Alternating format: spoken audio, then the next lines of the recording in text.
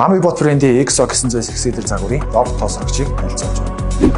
Хогны удны багтаамж нь 3 литрийн багтаамжтай, өөртөө нийт 6 ширхэг дагалдаж ирдэг. LTS5 лазер сканер нь гэрийн бүхэл хэсгийн зураглалыг гаргадаг. Хевс шал бүхэл гадаргуун тоосыг сорж 2 см-ийн саадыг давдаг.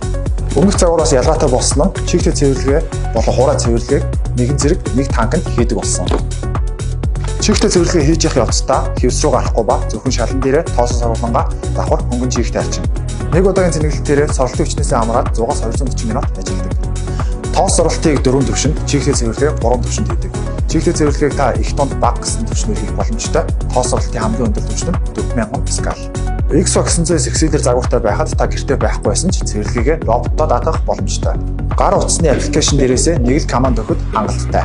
XO 900 робот тоосрогчийг сонгосон хүн бүрт жижиг мини гар тоосрогч бэлгэлж байна.